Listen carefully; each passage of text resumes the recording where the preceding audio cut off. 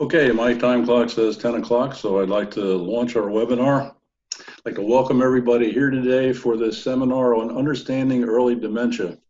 We are pleased to have with us today Peggy Bargman. Peggy is the, I have to get to my notes here, Peggy is the founder and program director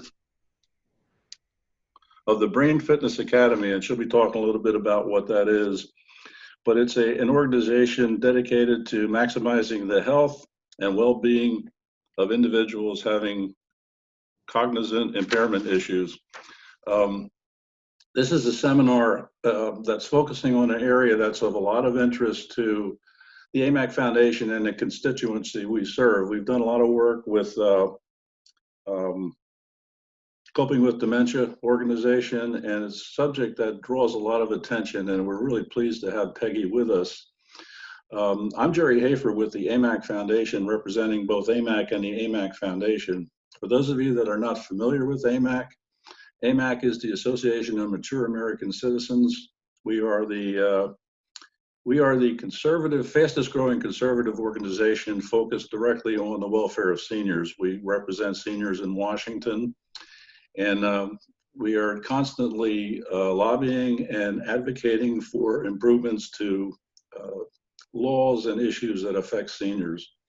The foundation is AMAC's nonprofit organization dedicated to supporting and educating America's seniors. That's our primary mission. And one of the ways that we do that is our ongoing seminar series, which prior to the COVID-19 lockdown back in March, we were doing about 2 public seminars a month on a variety of topics.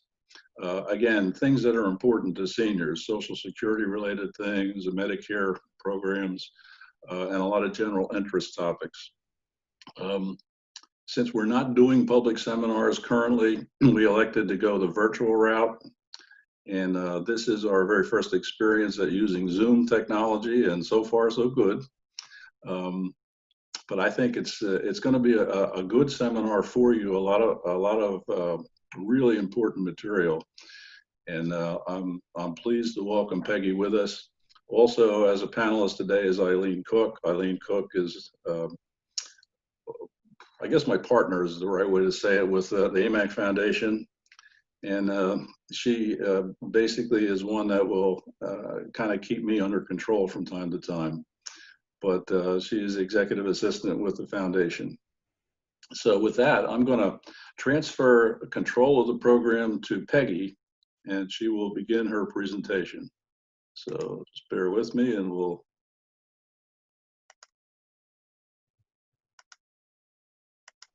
Okay, there we go. Momentarily, if not sooner. Okay, Peggy, it's all yours. I'm going to do a couple of slides that Gary had for us. A little bit about what AMAC and the AMAC Foundation. And oh, Jerry, it's not working. Hold on. My slides aren't advancing, so just give me a second to retry that. And let's see if I can get it to work this time. There we go. Okay. That for a minute. And that workshops on understanding dementia. So I'm going to move right into our presentation today. And I am going to be talking about early dementia, a little bit more of my background. Thank you for the introduction, Jerry. A little bit more of my background. I'm a registered nurse and have been working with individuals with dementia for over 30 years. So I'm going to give you a little bit of my experience and how I transitioned into working with people with early dementia. Inspiration for this, I went back and thought through a lot of the conversations I've had. I did interviews with more individuals with dementia, kind of confirming that everything I was going to say is in alignment with what they would say, and really came up with 5 key areas that I want to talk to you about today and what I have found to be important for individuals living with dementia. And so these are going to blend together, they overlap, but I kind of wanted to put my quotes and my stories into these areas of living with purpose, being understood, having personhood honored, staying connected, and living in a supportive environment. So to give you a little bit more background, I'll take you back to the 1980s. Late 1980s is when I started working in long-term care settings and helping to develop and coordinate specialty units for individuals living with dementia, especially Alzheimer's disease. In the early 90s, I worked on an Alzheimer's diagnostic team out of Rush Alzheimer's Disease Center in Chicago area, and did some work with diagnostics. And then really started from that point, starting to look at a little bit more earlier and earlier stages. And over the years, our diagnostic processes have gone to diagnosing individuals in the earlier and earlier stages. And so then fast forward just a little bit into 1997, and I started to work with individuals with early stage dementia by offering early stage support groups specifically for the individual with dementia. Now, prior to this, in the late 80s and all through the 90s, I was volunteering and doing facilitation of support groups for care partners. And so I had a little bit of transition going on. So here it was 1997, and we had been hearing from individuals with dementia that they wanted to know more. And so we formed this group, and here I am, I'm going to lead it. I'm going to facilitate it. And I didn't know what I was doing. I thought I did. I did some reading, I did some studying, and I walked into that group with some preconceived ideas, some thoughts of what the group was going to be like. And so I started the group with something like this. So how's it going? Now I'm dramatizing, but what I want to say to you is those preconceived ideas led me to believe, or led me to think I knew what was going to happen in that group. Well, I had done enough group work, and I've been trained in group facilitation and everything, and I looked around this board. We were meeting around a board table. And at the end of the board were two men, and they started to whisper amongst themselves. And I was thinking to myself, uh-oh. And they finally looked up, and what they said was, Peggy, we don't have time to wallow in self-pity. We have a life to live, and that's what we intend to do. They changed my life. That was a very powerful statement for me. It drew out my preconceived ideas. It told me, I've got to listen and learn here. And so I opened myself up to having them teach me, and they became my mentors. And even though I'd read everything I could get my hands on, I'd been doing this work for a while, I started to really learn about Alzheimer's disease and other forms of dementia. And it was through them that I was able to do that. So that was clear back in 1997 that I started. Last year, in October of 2019, I attended the Dementia Action Alliance conference, which was held in Atlanta.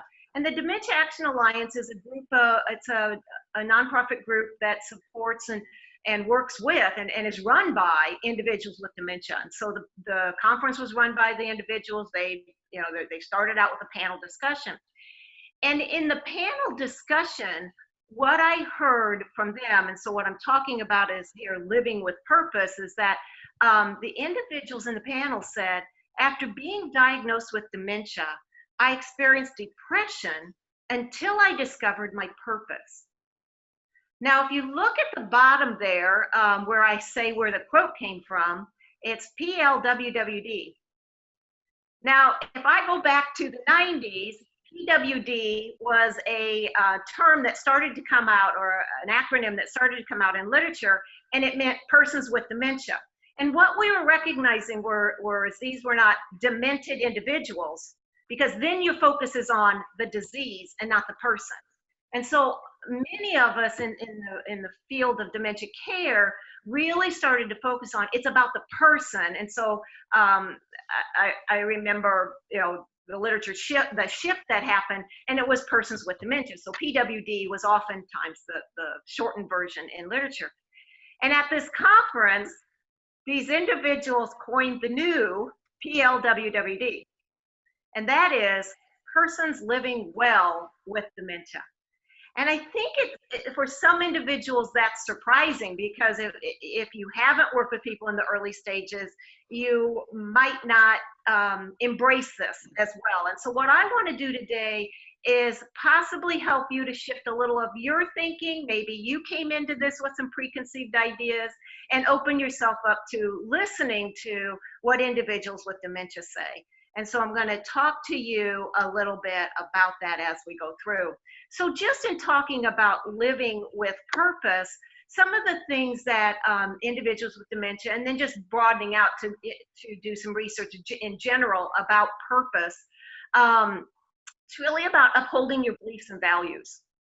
It's about being grateful for what you have. I remember a group member coming in, and we were talking in the group about, what's it like to live with dementia and all that. And they started to talk about, there's a lot of people out there that have things a lot worse off than we have. And one of the gentlemen said, yeah, this backache of mine is a heck of a lot worse than my Alzheimer's. And so just being able to think beyond yourself, and I find that very common in individuals with dementia. They're not focused on their own deficits, they're focused on what they can do and the importance of capabilities, which I'm going to talk about more as we talk today. It's the importance of finding balance, mind, body, spirit, that we live out our lives in a balanced way. The importance of following your passion. Just because you're diagnosed with a memory impairment or a mild cognitive impairment or any of the forms of dementia doesn't mean you have to lose what's important to you and where your passions are. The importance of contributing, giving back. One day we were the members were entering to go into the room that we utilized. Like I said, it was a boardroom for our meetings. And as they would come in, their I'm going to say caregivers had another room where they met, while the individuals with dementia had their own special group. And one day, as they went to part, one of the men said, so where's she going? He was referring to his wife. And I said, oh, all the caregivers go to a different room while all of you and your buddies, you all meet in this room. And he said, whoa, wait a minute. Why'd you call her a caregiver? And I said, tell me what you're thinking. And he said, when did I stop giving care? And then, so we spent that day talking about giving and receiving care, what it feels like. And they told me that they would rather be in partnership than in a giving and taking situation. And so they coined the care partner, and from that time forward that I've used that term. So when I'm talking about friends and family that love and support, they're care partners. I recently had another group of individuals with dementia discuss the terms, and they said that care partner are the ones that are your friends and family that care and assist, but the professionals, they still want the term caregiver. So I really try to listen and take their guidance.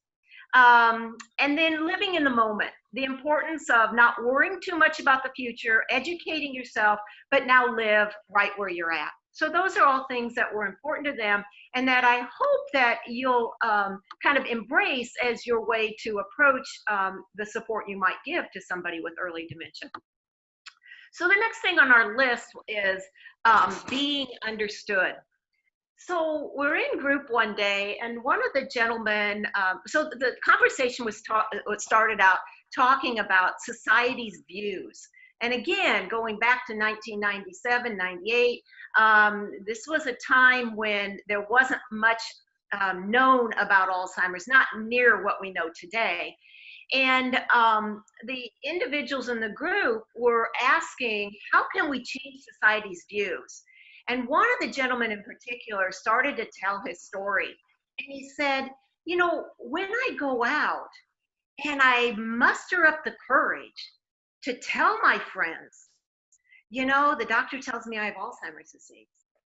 And my friends say, Oh, no, no, no. That doc's all wrong. They don't know. That what you have is just some memory that's not it at all. And we got more passionate about what he was saying. And he started to talk about the preconceived ideas. And finally, he almost yelled and he said, "I'm not drooling yet." He said, "People think I should be in a nursing home, slumped over in a wheelchair and drooling in order to have a diagnosis of Alzheimer's. And I don't. And I want to live. And I want them to understand that I can still be who I am."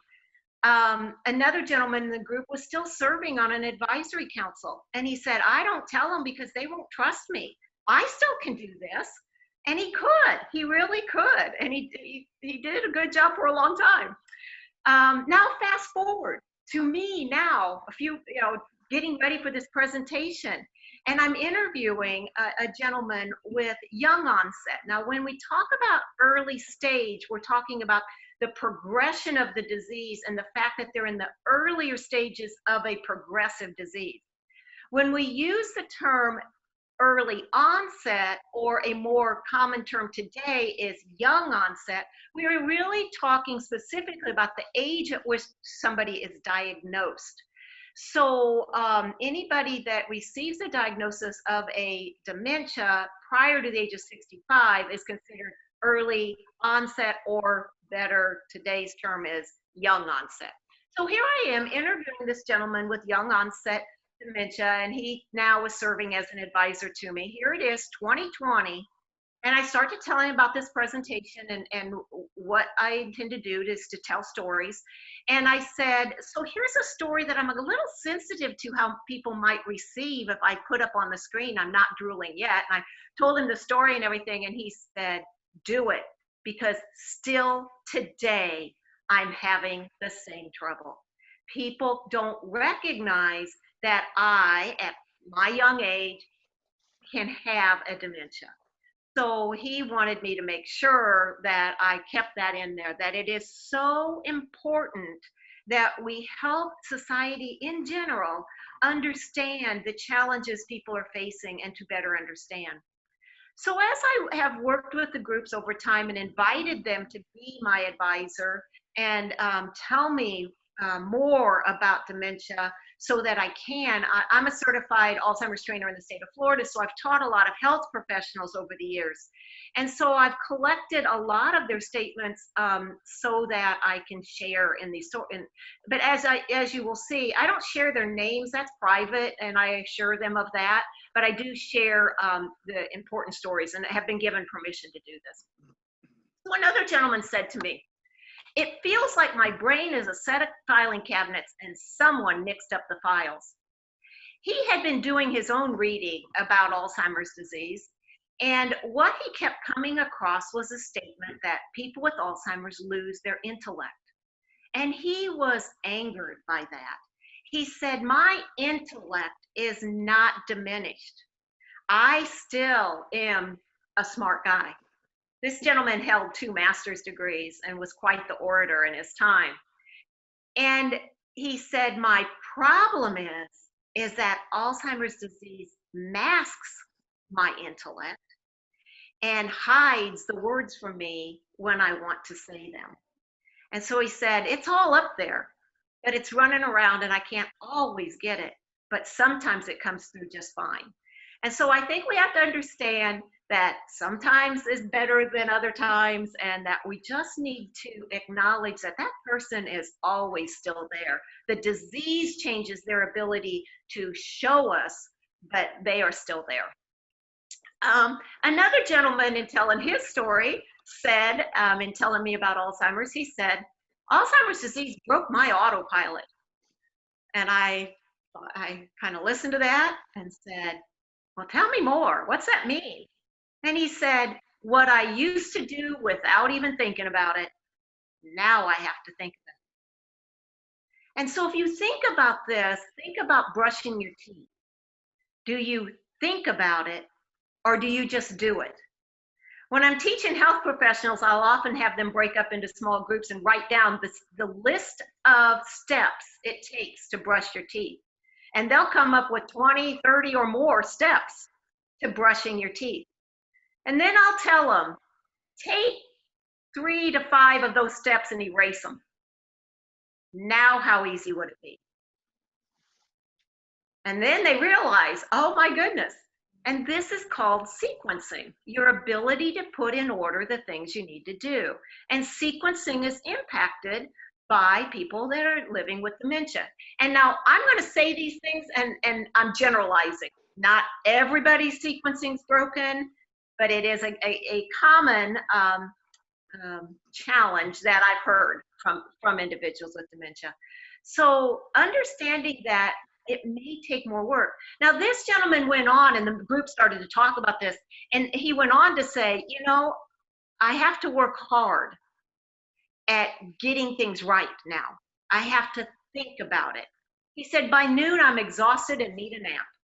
And so they talked about the importance of having breaks and rest times. If I can refer back to the DAA conference, they had a room set aside just for individuals with dementia so they could get away from the noise and chaos and just find quiet and to realign or rejuvenate their brain to be able to come back in and continue with the conference and everything.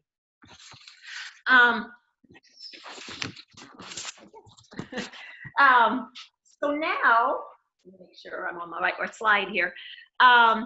So I'm telling you a lot about my group members being a teacher to me. I have another very important teacher who's was a teacher a good part of my life, and that is my mom. My mom lived with dementia. And even though I was supposed to be this person that has some knowledge, I still didn't always get it right. I grew up on a farm in Illinois, and so I was the only sibling that moved away. And so when I came home, it was a big get together. And in a farmhouse, it's the kitchen table that you get around. You know, you sit around and we're talking and 100 miles an hour. If you can't tell, I'm a kind of high energy, and my whole family were high energy people. So we're sitting around talking, and all of a sudden I realize my mom is being very quiet. And I looked down and I said, Mom, how you doing? And she said, you're all going too fast. Now, we weren't talking any faster than we normally do in our household. In fact, we used to have boyfriends, and now all of us have husbands and wives and whatever. And they say, wow, your family, you talk all over each other. So it's just a common thing we do. And Mom kept up with it. But now with her dementia, she couldn't keep up with us. And what we had to realize was the speed at which she was processing the information was slowed down due to her dementia. So we had to adjust our way of communicating to keep her in the conversation. And it wasn't hard. We just had to kind of like be slapped upside the head and go, oh yeah, we forgot that Mom needs a little bit more accommodation right now. And then things went fine. But I guess if you're hearing me, what I'm talking about, in order to have this understanding, we need to listen. And we need to listen deeply to what people are doing. And not only with our ears, but with our eyes, watching the behavior that somebody is having. Mom wasn't doing anything unusual if anybody else had been observing, but those of us that knew her knew that she was fast-paced and in the conversation with us. So I knew by her body language, she wasn't with us. She wasn't keeping up with us. So if you can't tell by now, I'm somebody that asks questions. I'm not afraid to say to an individual, tell me more. What's going on? I'm not quizzing them. So tell me what happened when this, when you're asking for specific details on an event, then you're into episodic memory. You're into the memory of what happened. But if you ask emotional questions like, how did it feel? What are you thinking? Then that's emotional memory, and that's intact for people with dementia. Episodic memory is not. So their detail for events aren't registered because the hippocampus, which is the memory center of your brain, didn't didn't stick all of that information. So questions are fine. And as the disease progresses, the type of questions you'll ask will change. But in the early stage, clarifying questions are very, very important. Don't patronize individuals with dementia that try to say to you, gosh, my memory isn't any good. Don't, say, oh, yes, it is. You're fine. Listen. Tell me more. I say that all the time. Tell me more. And that will help you to understand where they are with this. I want everybody to recognize that dementia is more than just memory impairment. Oftentimes in the literature, we see so much focus in regards to the memory impairment. And that is very, very true of Alzheimer's disease, but some of the other forms of dementia have some other characteristics, and memory might be sustained a little longer. And so you need to understand all the things like processing time and visual spatial changes, language changes. What are the changes? And then once you understand the challenges, you can provide more meaningful support so that you maintain capability. The next thing we're going to talk about in our list is having personhood honored. So in doing these interviews and talking with group members, this is a quote, and I've heard it more than once. I'm an individual. Don't assume I'm like what you've read in a book. Now, at the Brain Fitness Academy, we have an opportunity to work with the University of Central Florida, and we have student interns. And it is a wonderful opportunity, both for the student interns as well as for the members of the Brain Fitness Club, to be in an intergenerational program. And so the students come to us with a lot of book learning. They know, and they often teach us that are working at the sites some of the newest things that are coming out, and we really appreciate that. But they haven't lived alongside somebody with dementia often. And so the members really take them under their wing and say, hey, let me teach you, let me tell you about this. And it's been a wonderful experience. We have students that come back 5-10 years after having been at the Brain Fitness Academy and tell us how impactful their experience was in their work and personal lives. So we think that's very important. I have another quote that's similar, and that is, a gentleman came into group and he said, please stop inviting my wife to all those educational seminars. Every time she goes, I have one more thing taken away. And what he was referring to is like, he had been driving and he was doing okay driving at the time. And his wife went to a seminar that said people with dementia shouldn't drive. And boy, oh boy, those keys were like that, taken away from him without his consideration. And he gave some other examples of, whoops, she went to another one now, and now I can't do this. And so now I'm trying to tell it to you from the perspective of a person with dementia. What does it feel like?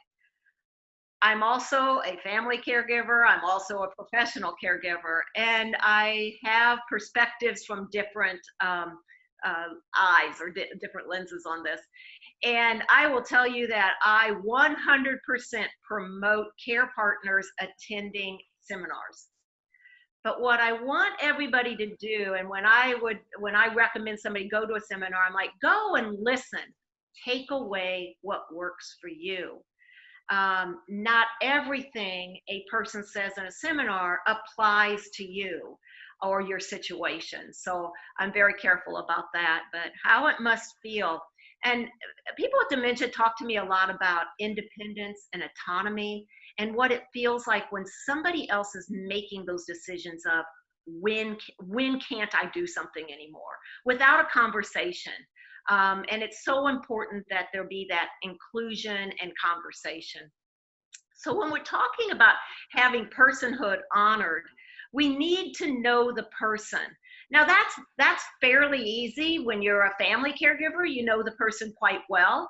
I have the situation of being able to welcome people into a Brain Fitness Academy where they come 2 days a week, 4 hours each day. And then it's important for us to get to know the person. We need to know what are their likes and dislikes so that, we can have conversations that are meaningful. What are the things that are important? Now, we sometimes focus on somebody's profession as that must be the most important thing. I led off this by saying to you all, I'm a nurse. All right. I didn't tell you all my other things that I do, but I'm a nurse because it's my profession and it's something we're proud of. But I can remember several clients I've had over the years where their profession was not the most important, or the profession that we knew them from. Like I've worked with a physician who was well known in the community for his accomplishments as a physician in his particular field. And yet when we would reference physicians or talk about it, he'd go, yeah, it didn't matter. But boy, oh boy, if you brought up small aircraft flying, because he was a pilot, his face glowed. He sat up a little higher. It was important to him. That piece of his life was so important to him. So I just encourage you, if you're being a friend to somebody with dementia, find out what's important to them. Recognize each individual with dementia has their own set of strengths. They're going to have challenges, but we all have our strengths. And focus on those strengths. What can you do? People with dementia can help you to evaluate that. And then maintain that focus on the strengths.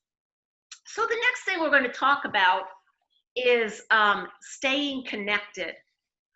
Wow, haven't we all been feeling that right now with the isolation we all have felt with the COVID-19 and having to do the social distancing. Now, what I'd like you to do, and this is something that I do when I'm trying to put myself in the shoes of someone with dementia. I used to do traveling. I did consulting across the United States, and I would travel a lot. And for any of you that have traveled, you might recognize the feeling of waking up in a hotel room and the moments that it takes you to go, what city am I in? Where's the bathroom? You know, just that disorientation, that moment of it. And what I would say to myself, if this is a moment of my time, the individuals I'm working with, it's their day. It's sometimes their day of that confusion off and on. I had an individual with dementia tell me one time, he says, I can be looking around, things are going fine, and then all of a sudden a window shade comes down and I'm not quite sure where I am. But the window shade goes up and then I'm okay again.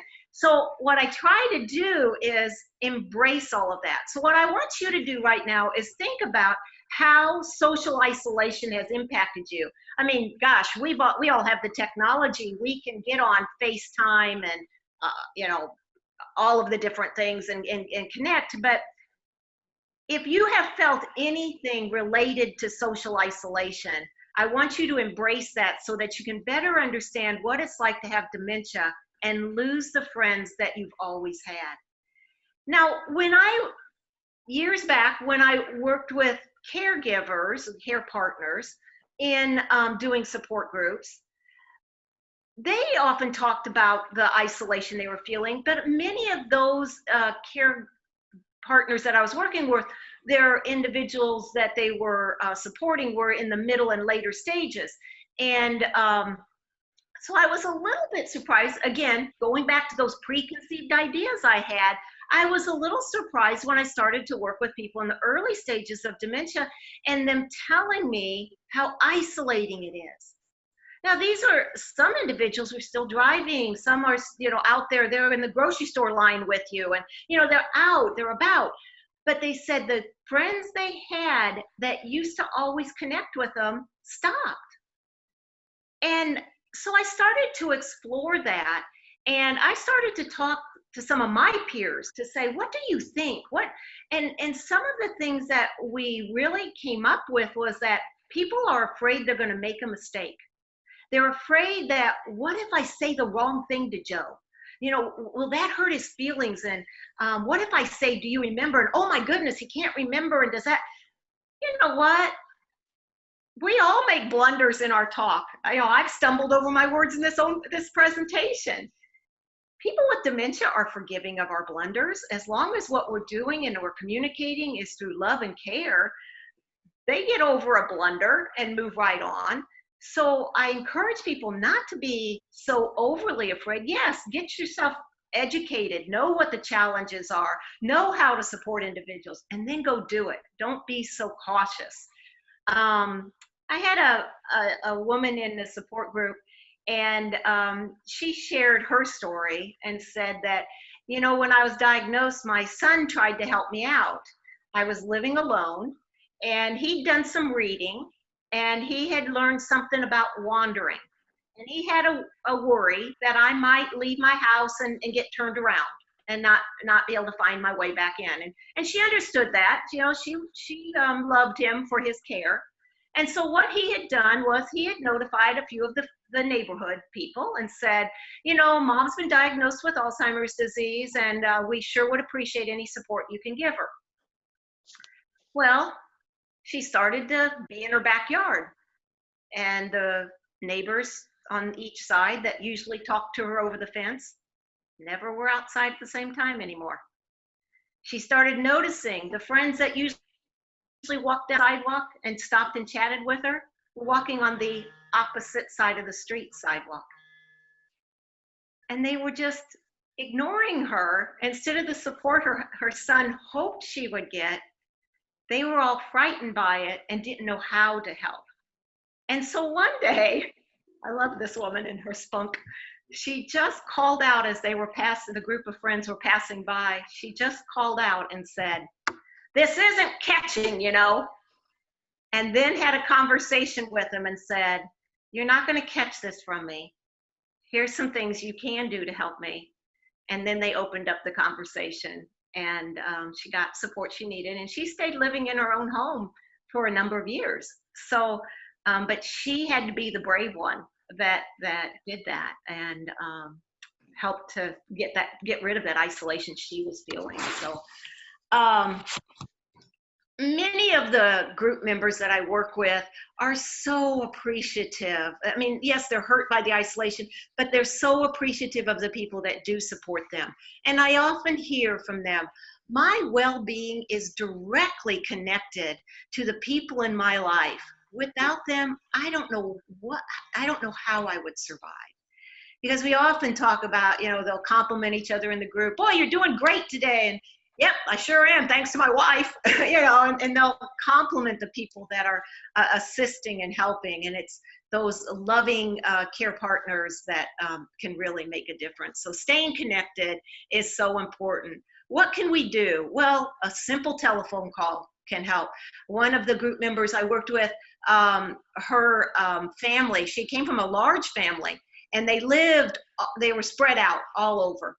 And so they did a telephone assignment so that somebody called every day of the week.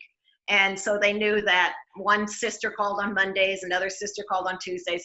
And yeah, they stayed connected by a calendar, because sometimes just time goes by and you're like, "Oh yeah, I meant to call and I just didn't pick up the phone." Video conference calls, now that we're all learning it, this is going to be a great way to stay connected. And individuals with early stage dementia very much can do Zoom calls. When COVID-19 closed down our brain fitness academies at two of the churches that we meet at, what happened was we immediately said, this is not good. These individuals need to see each other. This is an important part of their day and of their week, sorry. And what we did was immediately put our curriculum on Zoom. And now the groups continue to meet in a Zoom platform and continue to get the cognitive stimulation that we used to offer on-site. And that will continue until the churches open back up for on-site programming. So it is possible, and we had no idea how it would be received, but a large portion of the individuals are managing Zoom and communicating. Don't forget personal visits. I know right now we're a little controlled by, restricted on that. But when all this lifts, let's just make sure that we are still seeing people. Staying connected by being in groups together. Again, these are suggestions that came around before COVID. So again, you have to follow the recommendations right now, but we are hoping that there will be a day when we all can be back in our groups again. Outings are so important. People with dementia love to get out. We're really blessed in the Orlando area. I don't know if you know this, the Orlando Museum of Art. And I guess I didn't express that. Our programming is focused in Central Florida and the Orlando area. The Orlando Museum of Art offers one Saturday a month where they close the museum except for individuals with memory impairment and their care partners, and they do a gallery tour on a subject, and then there's a art therapist that works with the group. It's a wonderful opportunity.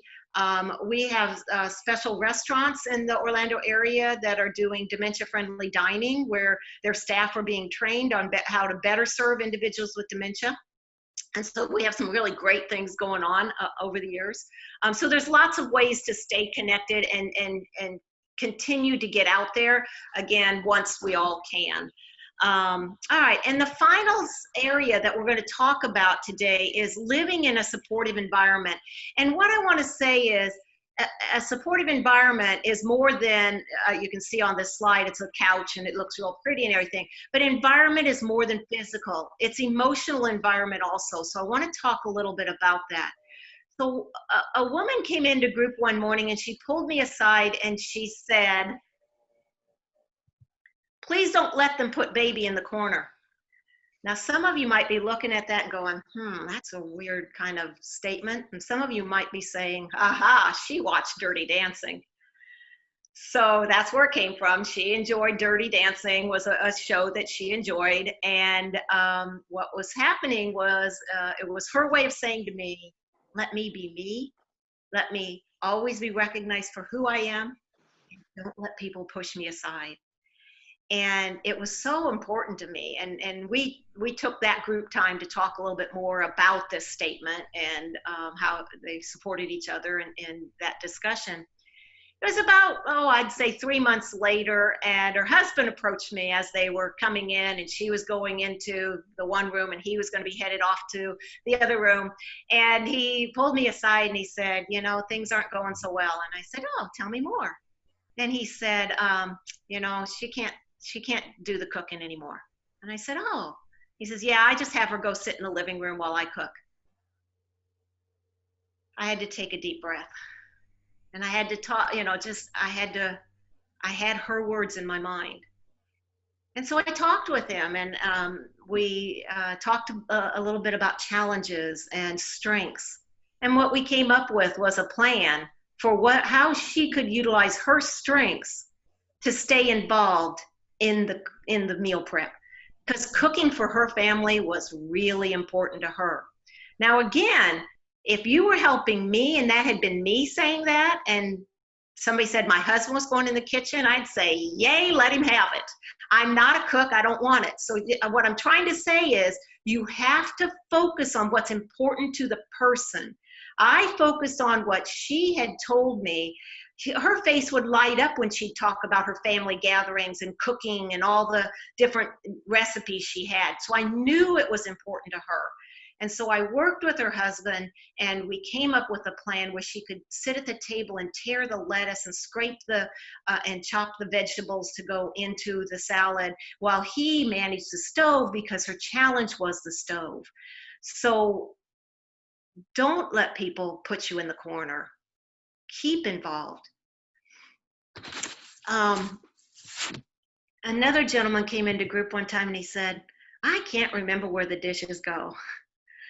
And he said, my wife is so wonderful and she's helping me so much through all of this. I never was one to help in the kitchen. Now this was a family where the man had his jobs and the women had her jobs. And he said, but I want to help. And he said, so I'm in there trying to do the dishes. I hold up a plate and I have no idea which cupboard that goes in. And so we brainstormed and we talked about what can you do about these things. And in brainstorming, I try to keep it fun with the group and say, all options on the table. Let's think about this. One man said, throw all the dishes away and just eat off of paper plates. Make it easy. Another one said, just let her do it. Just go sit down. And he said, no, that's not what I want. Let's keep going. Well, finally, with working with his wife and him and all the brainstorming we'd done, what they did was they took the cabinet doors off of their cupboards. And, you know, for some of us, it's like, oh my gosh, I wouldn't want that to happen in my kitchen. But you know what? It worked. It helped. And he felt so good about being able to help because visually he could do it. Once the door was closed, he couldn't keep track of it. Now there's other suggestions. You can put pictures on the outside. You can write on it. You know, there's all kinds of stuff. All I'm saying is this statement for me and my story, I hope, shares with you the importance of creativity. If I take you way back to the early 1980s when I really was new to everything, and I went to a support group for caregivers, and I was not the facilitator. I was going to learn. And I had read a couple of books on Alzheimer's. In fact, in the late 1980s, there's only a couple of books written about Alzheimer's. And so I'm sitting there, and a gentleman starts to tell a challenge he had. And he said, my challenge is, I'm a very deep sleeper, and I'm afraid that my wife might get up at night and leave the house or get in, you know, do something. And I'm thinking in my head all the ways we can help him. And he said, I think I found a solution. And so we all continued to listen. And he said, I pin our pajamas together. Now I can't see your facial expressions on that one, but I can just picture these two with their pajamas and a pin in them. And when she rolled over to get out of bed, it woke him up. So creativity, yes. Does any book tell you that? No. So I just encourage the creativity. I have another story I'd like to share in regards to a supportive environment. I had a gentleman come into group one day, and as he walked into the shoulders were slumped. He had a shuffled gait, and I knew that was not his typical posture, and it wasn't a good day for him. So we started our day with a typical cheers. That's how we start our day, with some hydration, drinking from a bottle of water. And then I said, so how's everybody doing? And he slammed his fist on the table and he said, I'm sick and tired of my family making decisions and leaving me out of it. So again, that's a group process thing. We facilitated the group to discuss that. Then after we felt like, and he felt like it was resolved and he was feeling better, we went on with our cognitive stimulation in the program and our physical exercise. At the end of the day, we collect name tags and they have the member sign out. So he had put his name tag down, signed out, he turned around, he high-fived with a staff member, threw out his chest, and he said, I've still got it. And I love that story because it speaks of what happens at the Brain Fitness Academy. We are a program that's capabilities-based. We help individuals with dementia to recognize their capabilities. So whereas being not included and having decisions made without you broke down his autonomy and his feeling of independence, being in a group that uplifted and brought out his capabilities totally changed his self-esteem and his feelings about himself. And so in an environment that, and I didn't put that up, in an environment that supports capabilities is going to be that supportive environment that people can live successfully in. So supportive environments focus on capabilities, which I said, create an environment that promotes success. So success and capabilities go together. We slow down and allow sufficient time. We don't speed past people that need more time for processing. You can think outside the box, be creative. It encompasses, as I said, both physical and emotional, and it really promotes autonomy and independence. So those are the key components. So I've told you a lot of stories, And I have just 2 more before I end and we go to questions. So as I did the interviews for this presentation, I said to the gentleman I was interviewing, one of them, I said, so if you had to sit in front of this audience and do the presentation, give me one thing that you would want them to hear. And he said, treat me like you would treat anyone else. He just wants to be the person he is. And he said, as soon as people find out he has dementia, there's a difference in the way he's treated. So I think that's really important. And then if I go back to that first group that I've told you so much about, they found out one day, they asked me, they said, so when you're not doing support group, what else do you do? And I said, well, I'm an educator and I go out and teach health professionals. And I had this light bulb go on and I thought, oh my gosh. So I turned to them and I said, what do you want me to be teaching? And a lot of what they told me, I've already included in this presentation, and I definitely put a whole presentation for health professionals together based on what they taught me. But what I want to share with you now is what they wrote at the bottom, and they took several weeks to work on this, but they wrote at the bottom of their page. We know that we are changing. We don't always act the way we used to. We hope that we will always be seen for the people we are and not the disease we have, and that we will always be treated with dignity and respect. And I'm going to have trouble ending now.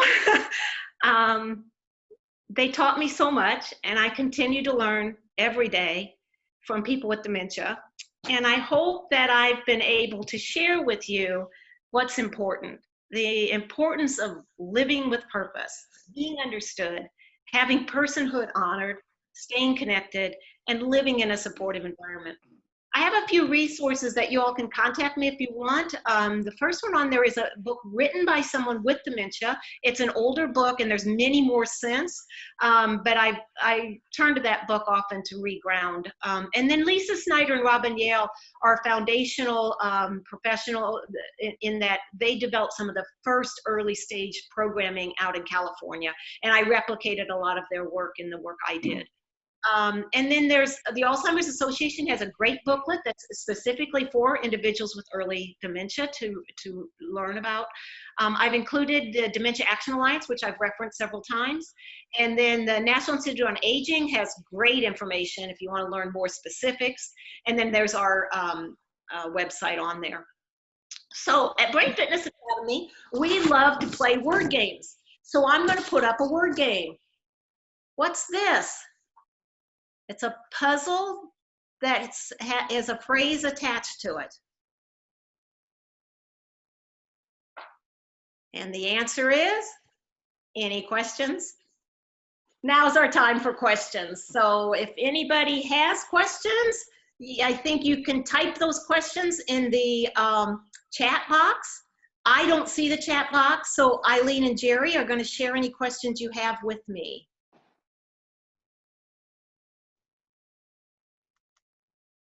Anything? And sometimes public questions aren't what people want, but they'd rather contact us individually. And so there's my email address and an email to get in touch with AMAC also if you have questions, recommendations for future things.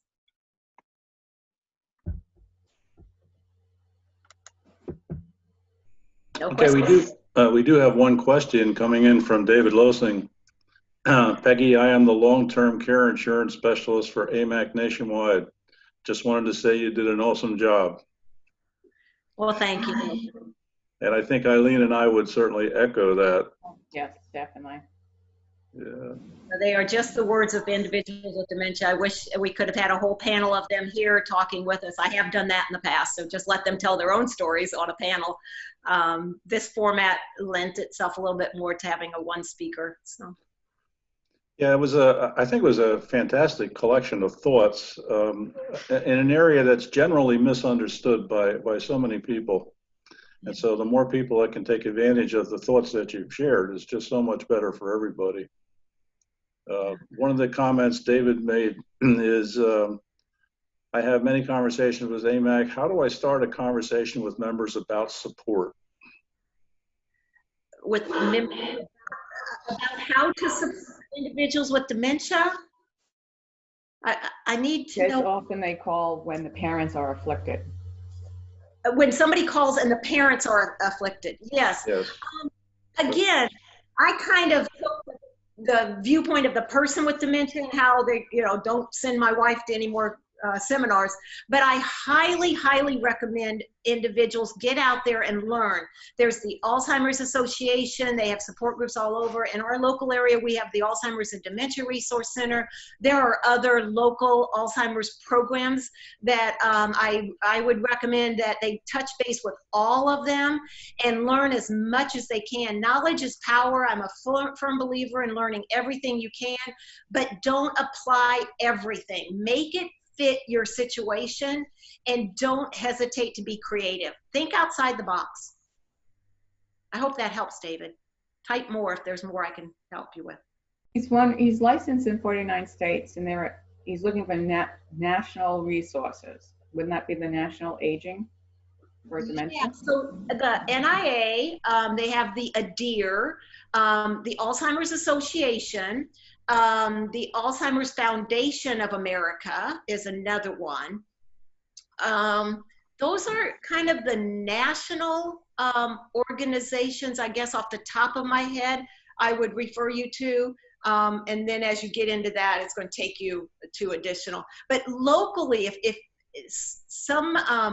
there are some great local nonprofits and organizations that serve individuals. So have them start with the national, but make sure they're looking locally also. Your area agency on aging, I shouldn't have left them out, is another resource. Yeah, I messed up earlier. I said that the comment on an awesome job was from David, but also I meant to say that was from Pat McMahon. Pat McMahon works for AMAC as well and handles a lot of the local human resources issues. So this is an area that's pretty important to her as well. Yeah. So. And the other thing I would say to you, professionals that are out there, whether you're dealing with social securities or insurances or whatever you're dealing with, is don't discount someone because of a diagnosis. Learn what are their capabilities. People have decision-making capacities in various ways. Like, they might not be able to decide how you're going to invest money, but I can still decide whether I'm going to wear a blue shirt or a red shirt, so those are extremes, obviously, but I encourage, I think so many times people are discounted and said, oh, they have dementia, they can't be part of this. Well, when we're diagnosing as early as we're diagnosing with mild cognitive impairment and very, very early dementias, people can still have decision-making capacity. We face that quite a bit in our Social Security Advisory Service. We operate a free to the public service where people can call in with questions or things they just don't understand about Social Security. Mm-hmm. And we find a lot of people have very, very great difficulty articulating the question. Mm-hmm. And I suspect that it may be people that have this sort of a problem. And so I'll share this video with our advisors.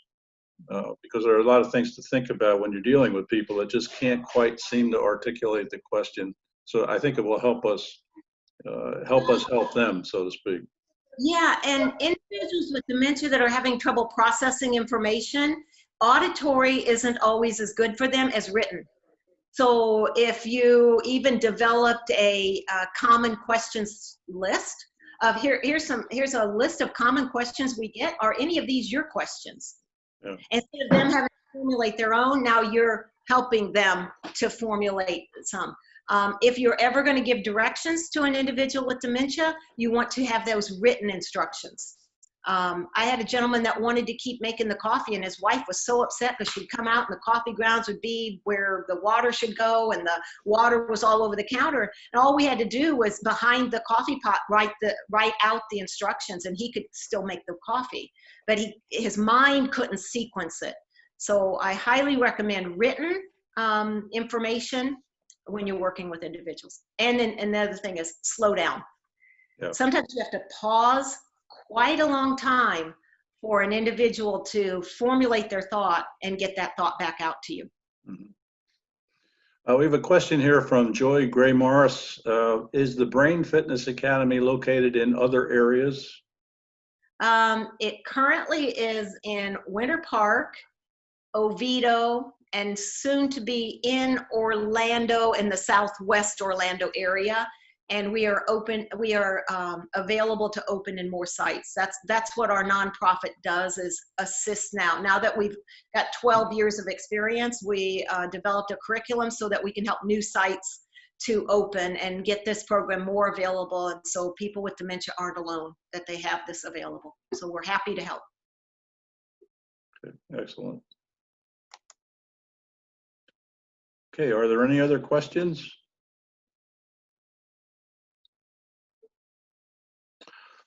Okay, then I guess we'll wrap up for the morning. And again, I want to thank you very much, Peggy. This has been just a fantastic discussion and a lot of important things to think about. So